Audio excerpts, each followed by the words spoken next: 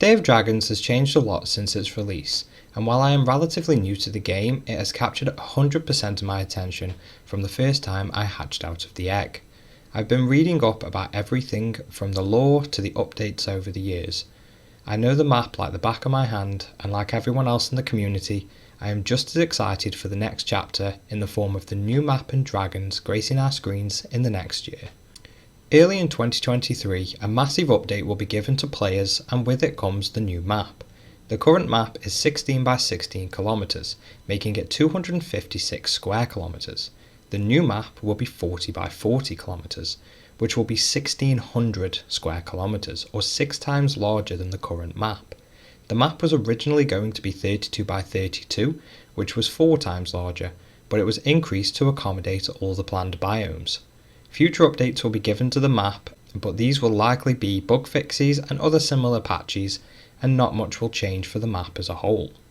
We currently only have 2 dragons and 1 drake species in the game, being the Flamestalker, Shadowscale and Acid Spitter, the current food sources being the Thornback Crawler and the Spined Crab. The update plans to introduce 1 new dragon, the Bioluminescent Dragon, which will be purely cosmetic. Its small size and lack of attacks, as well as being a Nectivore, will render it useless in PvP servers, but a fun addition to PvE servers. We'll also be getting our very first wyvern, the Inferno Ravager, which will be the largest of the dragons. It will presumably breathe fire, but its main defense will be igniting its own body to deter and damage attackers. This ability will also make it immune to other fire dragons. We'll also be getting our first Amphitheater. Having 2 wings and no legs may make this rather sluggish on land, but a potential threat in the air. It is also the first lightning element user, which could prove to be a challenge to other dragons. If it has the ability to stun with its main damage attack, this could be something to avoid for newer players until effective strategies are found to counter it. If you're enjoying the video so far, hit that subscribe button and leave a like. It helps the channel out a lot. The elementals will be making an appearance in the 1.0 update, in the form of the Fire Elemental. This creature will be much larger than the dragons and boast huge health and damage output. Fortunately, only 1 can exist in each server at any given moment, requiring unlocking each time you wish to use it. It's rumoured that it will be near impossible for 1 player to take it out alone, and require a team or even a clan to defeat without casualties. And if you think you're safe in the air, think again, because this elemental can throw rocks at unsuspecting dragons. Now on to the AI that are coming with the first update. The Swamp Snapper is one of the more interesting of the 3 we'll be seeing, as although this is an AI creature, you will have the chance to play it in the form of a quest.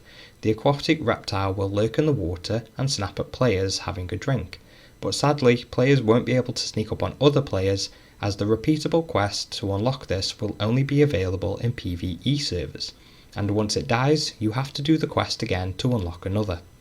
The Dune Weaver will be very much like the Thornback Crawler, in that it won't attack the player, but instead curl up and defend itself with its sturdy back spikes when threatened. The Sandslayer worm is by far the most impressive of the AI creatures in the first update. This giant worm will burrow through the dunes of the dangerous desert and attack any creature in the vicinity.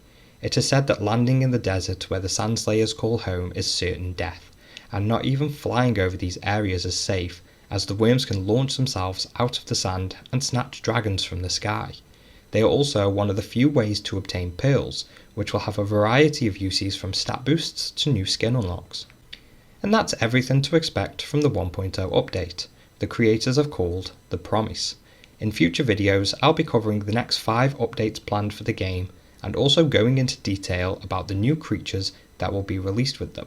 But for now, I want to thank you all for watching. I hope you all have a wonderful day, and I'll catch you next time.